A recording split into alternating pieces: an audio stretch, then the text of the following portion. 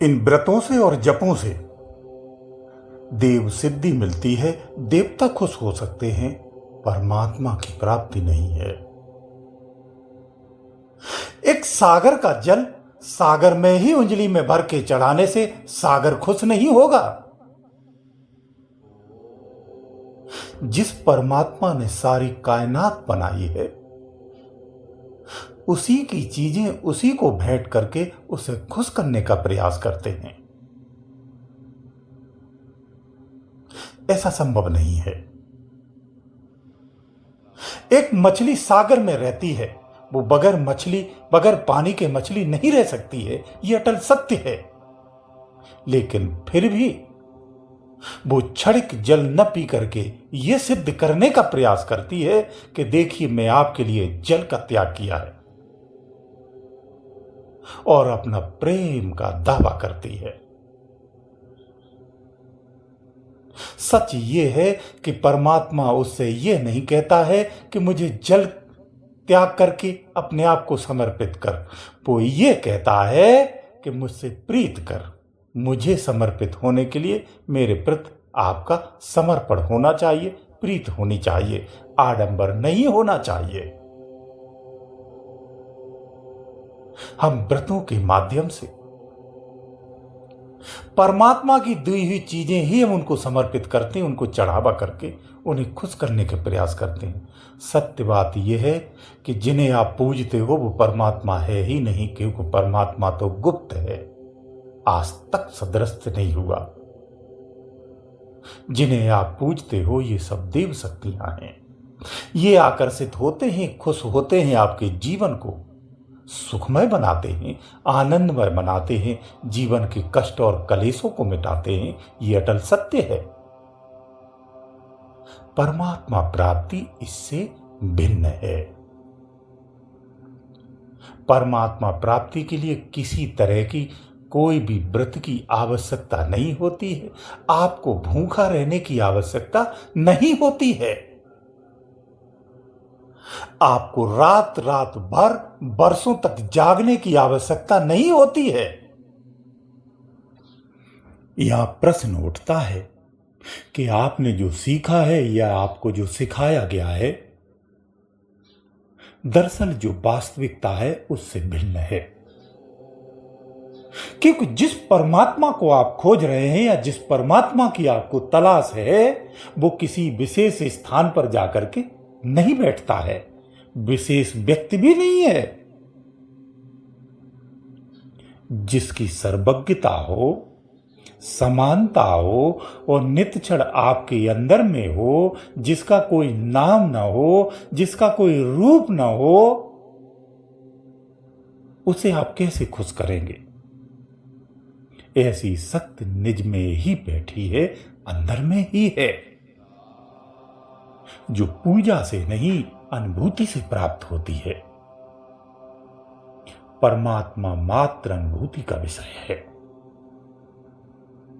इसके अतिरिक्त कुछ भी नहीं है, इसलिए उसका वर्णन भी नहीं है और संभव भी नहीं है। फिर उसके लिए इस तरह के बरसों तक भूखा रखना, स्वयं को दुखी रखना आवश्यकता नहीं है। श्रद्धा के आप अनुसार करते हैं, लोग अलग अलग धारणाओं के अनुसार परमात्मा प्राप्ति के लिए प्रयास करते हैं। कोई भी धारणा, कोई भी प्रयास बुरा नहीं होता है।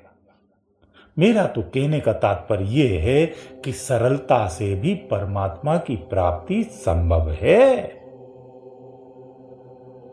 फिर कठिन परिश्रम और भूखा प्यासा रहने की क्या आवश्यकता है? एक ग्रस्त व्यक्ति को यह सब संभव नहीं हो पाता है। उससे तो बेचारे से भजन भी ढंग से नहीं हो सकता है। उसके जीवन में इतनी सारी जिम्मेदारियों को लेकर के तनाव होता है, व्यस्तता होती है। अंदर में एक स्पंदन चलता है, एक तरंग चलती है, एक इशारा होता है, एक आकाशवाणी होती है, एक संकेत होता है, एक हलचल रहती है, एक कंपन रहता है। ये सारे रूप है परमात्मा के संदेश के। ये सब आपके अंदर में होता है। इनमें से किसी एक को भी स्वीकार कर लीजिए, किसी एक को पहचान लीजिए। अगर किसी एक को भी पकड़ लेते हैं, समझ लेते हैं, समझ लेना आपने अपनी वास्तविकता को जान लिया है। इतना सरल है। इसलिए कहते हैं परमात्मा प्राप्ति सहजता में है, लेकिन सहज होना ही कठिन है, क्योंकि हम पूरी तरह से संसारी हैं, और इस तरह से संसारी हैं कि सहज होना बहुत आसान नहीं है, बड़ी कठिनता है। इसलिए भजन करना बहुत कठिन है, सबके बस में नहीं है, नहीं कर पाते हैं। जो करते हैं उसमें सभी सफल हो जाएं, ऐसा भी बड़ी मुश्किल से हो पाता है, संभव नहीं हो पाता है। इसके बहुत सारे कारण होते हैं जिसे आप सब जानते हैं। सब ज्ञानी है, विद्वानी है, सबने जाना है, सीखा है। इसीलिए संयमों से रह करके एक निश्चित होना होता है। सरलता में ही परमात्मा है। जब आप सरल होंगे तो आपको झूठ नहीं बोलना पड़ेगा। जब आप सरल होंगे तो आपको दिखावा नहीं करना पड़ेगा। जब आप सरल होंगे तो स्वयं को दूसरों से श्रेष्ठ बताने की आवश्यकता नहीं पड़ेगी। जब आप सरल होंगे तो आपको प्रदर्शन नहीं करना पड़ेगा समाज में। यानी आप सत्य के साथ होंगे, जो जैसा है वैसे ही आप होंगे, तो आप अंतर में संतुष्ट होंगे, एकाग्र होंगे, और निश्चित रूप से आप सत्यवादी होंगे। इसलिए जीवन सरलतम होना चाहिए, सहज जीवन जीना चाहिए। अगर आप गौर से देखेंगे तो आपको अपने जीवन में क्या चाहिए? रहने के लिए एक मकान चाहिए और नित भोजन चाहिए।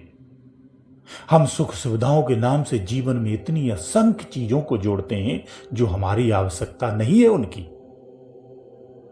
हमारे दिमाग में एक रोग पैदा हो जाता है, हम रोगी हो जाते हैं, संसार के उन समस्त साधनों को जोड़ते हैं जिनकी हमें आवश्यकता नहीं है। इस तरह से हम भ्रमित हो जाते हैं। फिर वही चीजें जब आपसे छूटती हैं तब आप उसे बदकिस्मती, खराब समय और कर्मदंड पता नहीं क्या क्या कहते हैं। वास्तव में गौर से करेंगे तो आपके जीवन में बहुत कुछ आवश्यकता नहीं होती है। अगर जीवन आप सरलतम जीते हैं तो इससे सुखी जीवन कोई होता नहीं है। आपके पास असंख्य दौलत क्यों ना हो, उनके लिए भी कहता हूं, बस सरल हो जाइए। आप किसी भी सांसारिक वैभव को जीते हो, अगर आप सरलतम जीवन जीते हैं तो आप परमात्मा के यानी अपनी वास्तविकता के बहुत नजदीक होते हैं। आपकी बहुत बारीक परत है जिसे तोड़ने मात्र से आप सत्य से रूबरू हो जाते हैं। जो आडंबरों में है वो सत्य से उतना ही दूर है, उसे सत्य की पहचान होना कठिन है। वो सहजता में स्वीकार भी नहीं करता है, क्योंकि आडंबरों से उसने अपना इस तरह का साम्राज्य बना रखा है, फिर उसे सत्य से भय लगता है। इसीलिए सहज बनिए, सरल बनिए, सरलता में रहना सीखो। ये काया, ये माया किसी की सगी नहीं थी, ना हो सकती है।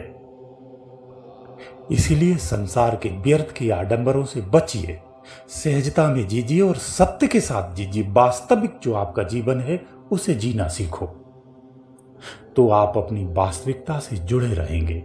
आडंबरों में, दिखावों में, गलत धारणाओं में, गलत संस्कृतियों में, गलत विचारों में, कुमार्गों पर हमें नहीं चलना चाहिए। आपको बचपन से ही सतमार्ग और कुमार्ग दोनों का विवेक सिखाया जाता है, बताया जाता है। हर अभिभावक अपने पुत्र को, अपनी संतान को सिखाते हैं। हम बचपन से अच्छे और बुरे दोनों को सीखते हैं। सत्य क्या है इसका भी ज्ञान आपको कराया जाता है। यकीन मानिए, मैं ये बहुत यकीन के साथ कह सकता हूं, अगर आप सहजतम जीवन जीते हैं तो आप असंख्य बुराइयों से बच सकते हैं। जब आप बुराई से बच जाएंगे तो आप निज में ही स्थापित रहेंगे, और तभी आप निजता को भी जान पाएंगे। गुरुदेव दयालु।